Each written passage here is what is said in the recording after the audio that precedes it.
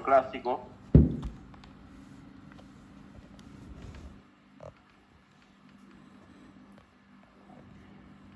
lo cual quiere decir que me está preguntando crecimiento económico.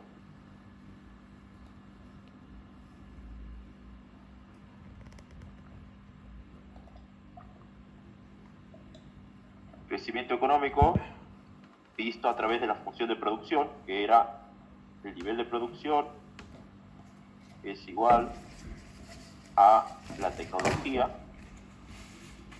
y la misma está en función de dicho nivel de producción del capital, o sea, la cantidad de maquinarias y la cantidad de trabajo. Esta sería la función de producción. ¿Bien? Entonces, esto podríamos poner arriba, es la función de producción.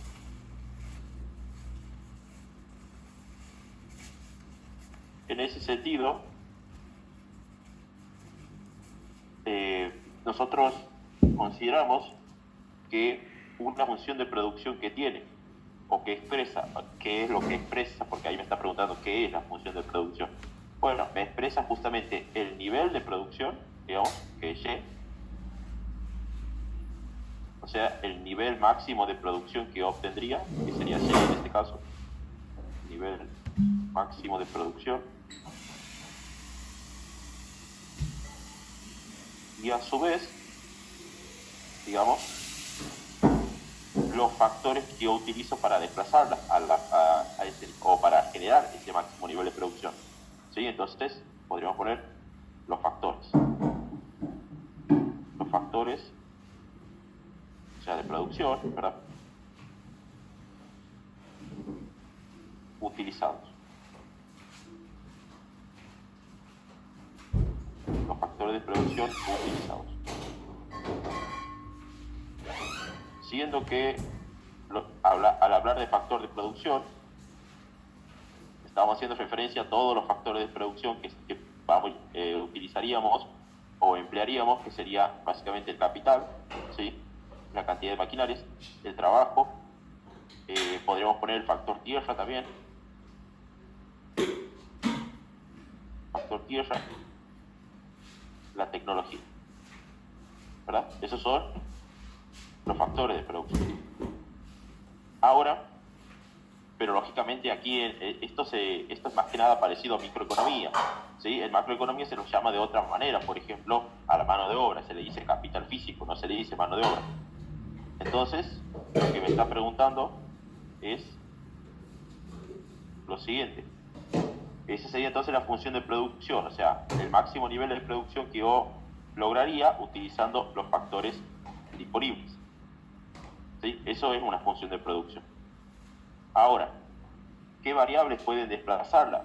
Bueno, lógicamente aquí, en macroeconomía, existen justamente, cuando se habla de crecimiento económico, las variables que pueden desplazar.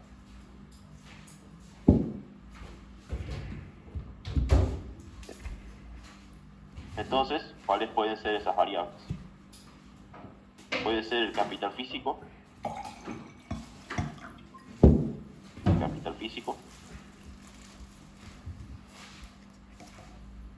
conocido comúnmente el capital físico por, digamos, la participación, digamos, de los trabajadores, ¿sí? En un proceso de producción, ¿sí? O sea, hace referencia a la división del trabajo, ¿sí? La división del trabajo. La división del trabajo. ¿Qué quiere decir? Que cada trabajador, digamos, o sea, el capital físico representa al trabajador, digamos, o sea, cada trabajador se va a especializar en lo que mejor es, digamos, y ahí nace la división del trabajo, ¿sí? Uno se especializa en lo que mejor, digamos, tendría aptitudes y actitudes que generarían habilidades para desprenderse dentro de esa actividad, dentro de ese puesto de trabajo. Entonces, ahí nace la división del trabajo. ¿Qué más puede desplazar a la función de producción? Lo que se llama, o lo que se conoce también como capital, pero humano. ¿no? El capital humano Sí. está relacionado al capital humano con la forma a través de la cual, digamos, se capacita o se, digamos, se adquiere experiencia a los trabajadores, digamos, o sea, lo cual mejora sus rendimientos, sus habilidades, sus aptitudes, ¿sí? Sus capacidades para defenderse a futuro en el mercado de trabajo. ¿Sí? Entonces, básicamente el capital humano sería algo así relacionado como la forma a través de la cual los trabajadores, digamos, adquieren experiencia. ¿Sí? Adquieren experiencia, ¿para qué? Para desprenderse de una mejor manera, digamos, para desprenderse de una mejor forma en el mercado laboral. Eso sería el capital humano. La cantidad de conocimientos, experiencia que adquieren los trabajadores, ¿sí? Para desempeñarse de mejor, digamos, forma en el mercado laboral. ¿Sí? Entonces, esto incluye a todo lo que tiene que ver entonces con las habilidades de un trabajador, o sea, las habilidades que adquiere el mismo, y eso le ayuda a desempeñarse de mejor manera en el mercado laboral, digamos.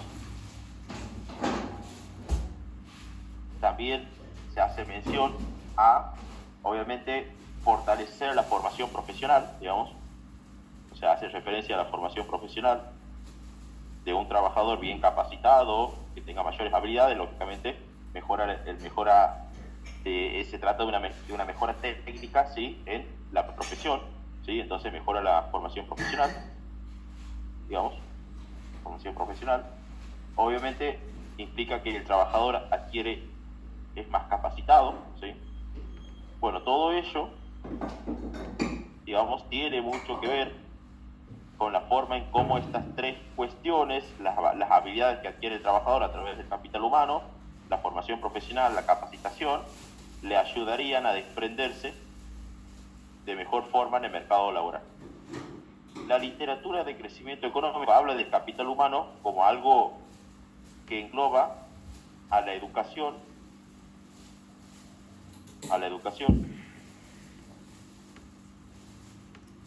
y, a su vez, a la alimentación.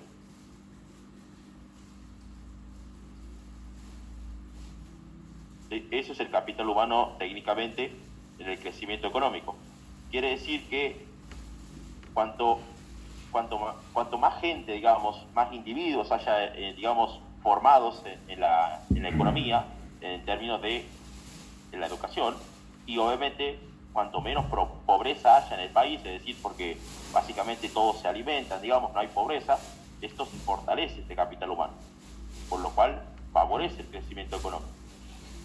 De hecho, el capital humano representa aproximadamente el 75% del crecimiento económico de un país, aproximadamente. O sea, cuando nosotros vemos, por ejemplo, un país que tiene mucha pobreza, es decir, falta de alimentación, digamos, eso quiere decir que está destruyendo el capital humano de la economía. Por lo tanto, está destruyendo el crecimiento económico. ¿Sí? O, por ejemplo, cuando vemos que realmente no todos los individuos de la sociedad tienen educación, ¿sí? Por alguna u otra razón, ¿sí? Bueno, eso quiere decir que hay escasez de educación, digamos, hay gente que sí va, pero otras que no van, o sea, individuos que sí pueden ir, otros que quedan excluidos del sistema, digamos, porque no pueden asistir. Bueno, eso también juega en contra del capital humano. ¿Por qué? Porque quiere decir que hay menos personas capacitadas, ¿sí? Bueno, eso habla la literatura económica cuando hace mención al capital humano. En tercer lugar, podemos mencionar lo que se llama el capital solito, que era el capital, o sea, capital es maquinaria, ¿sí? Aquí capital en economía no es algo financiero, ¿sí? Sino que es un bien de capital, ¿sí? Que quiere decir una maquinaria, por ejemplo. Nosotros lo habíamos visto cuando analizábamos el capital per cápita, digamos, que hacíamos capital de la economía dividido población. ¿verdad? Bueno, ese capital que hablamos, ¿sí? Es el que está en el numerador. Quiere decir el número de máquinas que tiene la economía. Entonces, claramente esto va a generar, ¿qué cosa? Que si aumenta el número de máquinas, lógicamente aumentaría el capital per cápita de la economía, por ende aumentaría la producción per cápita. Entonces, es un factor que favorece la función de producción, y de hecho está aquí, ¿verdad? Bueno, eso también sería entonces un factor más de producción. ¿Qué más? A ver, podemos mencionar también, Plaja lo menciona cuando habla del crecimiento económico, así que es válido que los pongamos, los recursos naturales. Los recursos naturales. Lógicamente, recurso natural, conocido básicamente como todo lo que aporta la naturaleza al proceso de producción, llámese lo que nosotros englobamos, conocemos como el factor tierra, ¿sí?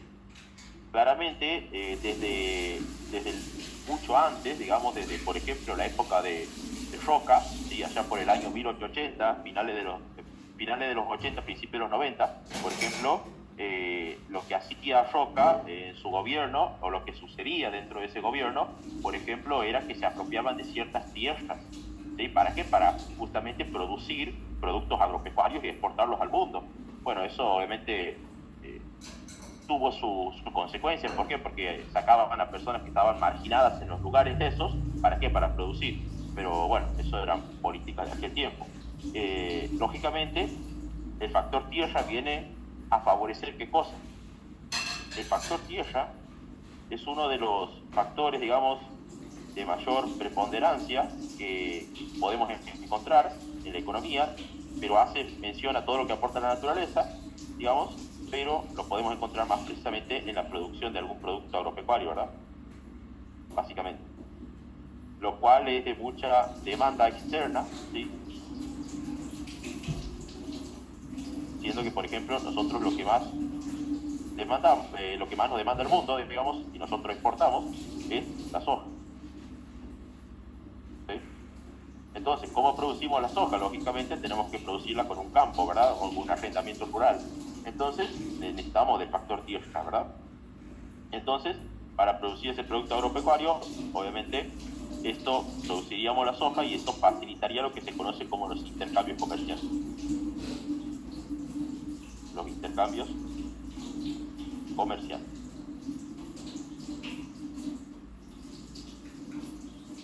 Y obviamente, si estamos hablando de un factor muy importante, o sea, como las sojas, ¿sí? O sea, como un producto agropecuario de mucha demanda, eso favorecería mucho que el país exporte, ¿sí? Por lo tanto, podría generar un mayor bienestar, ¿sí? De superávit comercial. ¿Sí? Bueno, esas son situaciones que lógicamente fueron dándose a lo largo del tiempo. No es que el factor tierra existe desde hace poco, no, existe desde hace un montón, ¿sí? Y lógicamente fue uno de los primeros recursos que empleaban luego de la revolución industrial. Bueno, vamos a otro factor más, por ejemplo, que puede ser el factor tecnología o adelanto tecnológico, progreso tecnológico, ¿verdad? Ese adelanto tecnológico, progreso tecnológico, como ustedes quieran llamarlo, es también un factor a tener en consideración, que lógicamente está aquí, ¿verdad? En la función de producción, ¿verdad? Entonces, ese adelanto tecnológico, ¿con qué está asociado? Recordemos, nosotros habíamos puesto, cuando analizamos la unidad de crecimiento económico, nosotros decíamos que un adelanto tecnológico era aquel proceso a través del cual, con los mismos factores, yo lograba producir más, es decir, era más eficiente. Nosotros poníamos como ejemplo una función de producción allá por cuando veíamos el crecimiento económico, donde decíamos el número 10 era la tecnología y la misma estaba en función de el capital, que estaba elevado al cuadrado, creo que era, algo así, y el factor trabajo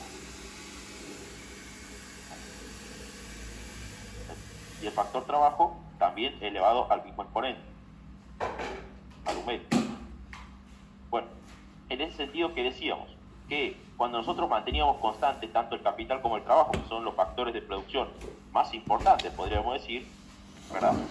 Pero, ¿qué quiere decir? Manteniendo constante la misma cantidad de ambos factores, capital como trabajo, pero aumentaba este número 10, que era la tecnología, ¿verdad? Dentro de la función de producción, eso generaba que aumente la producción. Por lo tanto, la cuestión es la siguiente: si yo con los mismos factores produzco más, pues porque hubo un adelanto tecnológico. Por lo tanto, eso me genera ¿qué cosa? Me genera una sobreeficiencia relativa en la producción. Eficiencia relativa en la producción. ¿Por qué? Porque además yo, como no voy a estar contratando más factores, ¿por qué? Porque estoy produciendo con los mismos, tanto capital como trabajo. ¿Qué pasa? O sea, yo voy a tener menos costos, ¿sí? Voy a tener menos costos. Y por lo tanto, cuando una empresa tiene menos costos, ¿sí?, es más probable que comercialice a menores precios la mercancía. ¿Por qué? Porque está siendo tan eficiente, digamos, como está generando muchas unidades, no está incurriendo en tantos costos, porque usa los mismos factores de producción y obviamente podría ofrecer los productos a un precio económico. ¿Cómo lo veíamos a nosotros al tema este del adelanto tecnológico? De la siguiente manera lo veíamos. Ustedes se acuerdan, la unidad de crecimiento económico, nosotros teníamos aquí el capital per cápita y la producción per cápita. Era de la siguiente manera, algo así era un adelanto tecnológico, ¿verdad? Cuando yo con un mismo nivel de capital, digamos, iba hacia arriba, bueno, pero supongamos que esta sea mi función de producción 1, yo generaba este nivel de producción, ¿sí? Pero debido a que hubo en la economía un adelanto tecnológico, supongamos que este número 10 aumentó, que me hizo incrementar la función de producción, obviamente, ¿qué pasaba? Esto se desplazaba hacia arriba, si ustedes se acuerdan, ¿sí? Que nos íbamos a otro nivel de producción, lógicamente, con el mismo nivel de capital, yo producía más, ¿sí? Se me incrementaba la producción, ¿sí? Bueno, ahí. Entonces, lógicamente, se me desplazaba la función de producción hacia arriba, y eso era un progreso tecnológico, o un adelanto tecnológico, o una mejora tecnológica, como ustedes quieran llamarlo, ¿sí? Que obviamente favorece, ¿qué cosa? La función de producción, ¿sí? Entonces, eso era un progreso tecnológico, si ustedes se acuerdan, ¿sí? Bueno, esos son los factores que a mí me harían desplazar la función de producción. ¿Cómo se vería esto en crecimiento económico? Y este es el último gráfico. Si yo quiero graficar esto en crecimiento económico,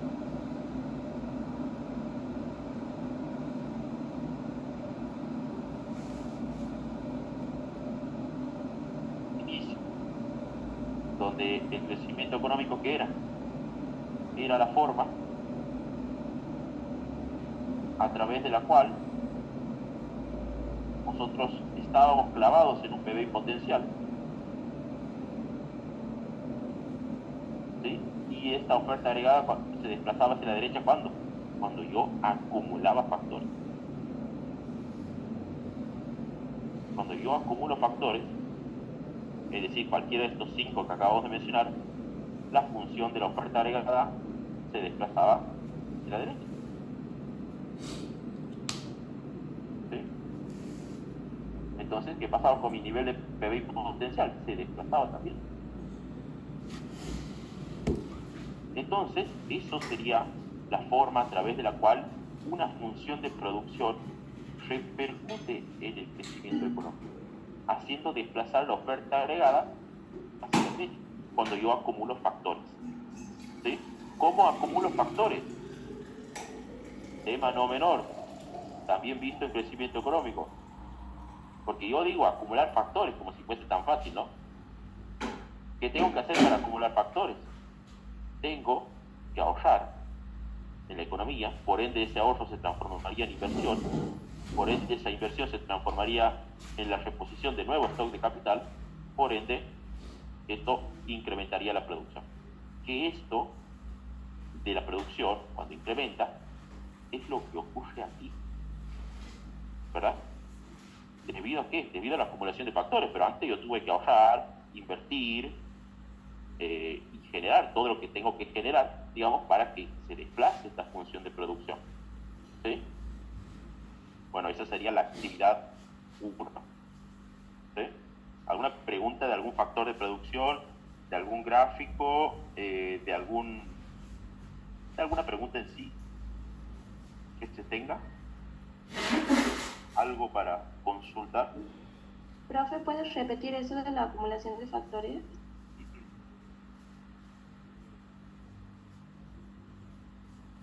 No sé si se corta el audio. ¿Quién ha hablado? Yo, profe, Meli. Ajá. Sí, decime.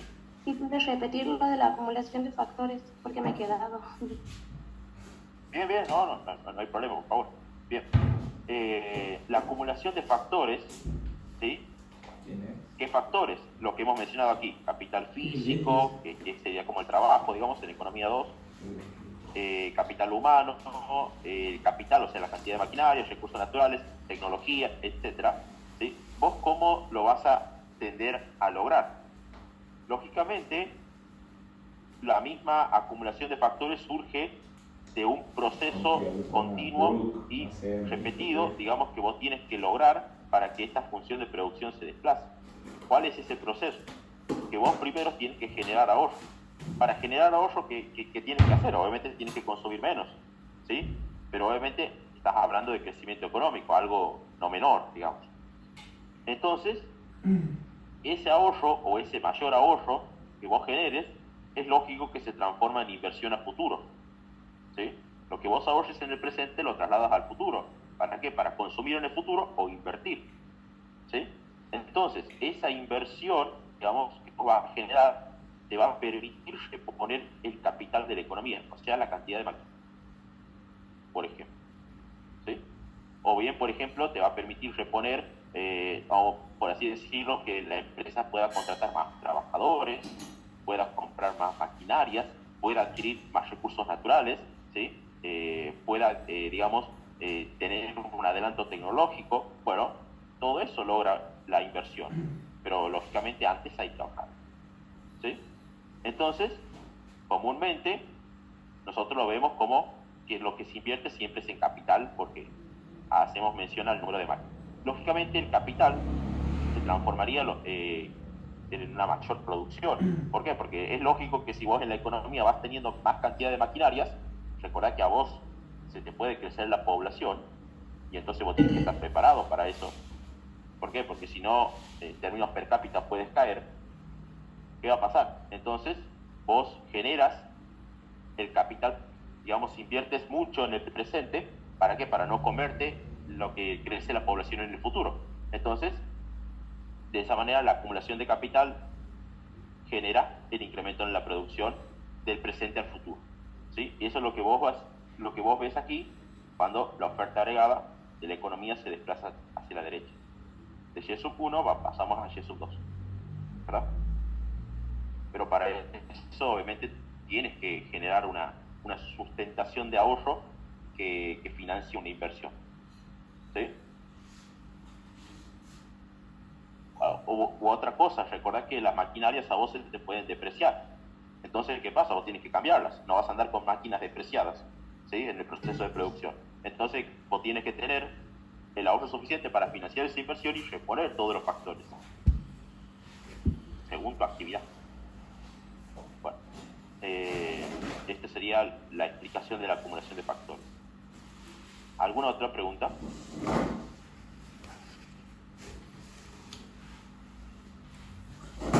¿Alguien? ¿Alguna otra pregunta? No, Luis, por mi parte no.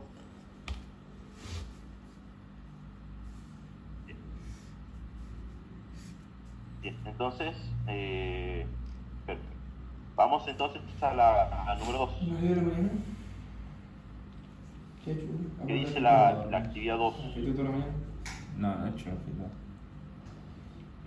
Dice, usando solamente la ecuación de la teoría cuantitativa, bien,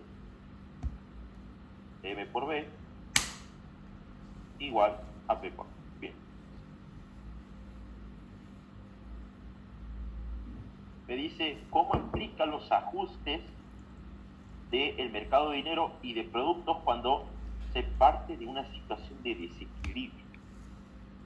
Bien. Aquí, lógicamente, la situación de desequilibrio es cuando se torna en la ecuación cuantitativa.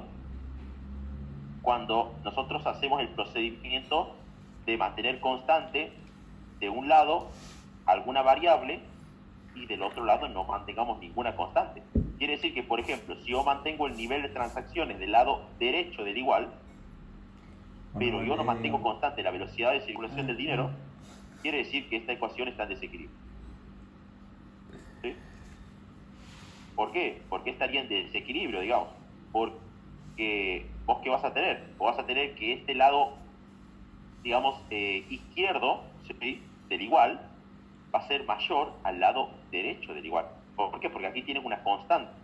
Aquí tienes dos variables que ninguna está constante. Entonces, esta es mayor que, o sea, la del lado izquierdo es mayor que la del lado derecho. Entonces hay un desequilibrio en la ecuación cuantitativa. ¿Sí? Entonces, digamos, ¿cómo manifiestas en primer lugar ese desequilibrio? Bueno, por empezar vos tienes que trabajar sobre la suposición inicial, es decir, lo que hace mención la teoría cuantitativa. La teoría cuantitativa, primero que nada, ustedes siempre que les pregunten esto tienen que explicar la característica de la teoría cuantitativa, como si fuese que la están contando así como un cuento, digamos, siempre de la misma manera. Es decir, es una ecuación matemática, ¿verdad? Es una ecuación matemática. Es una ecuación algebraica.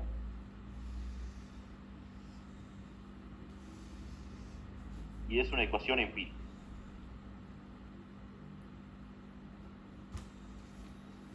Entonces,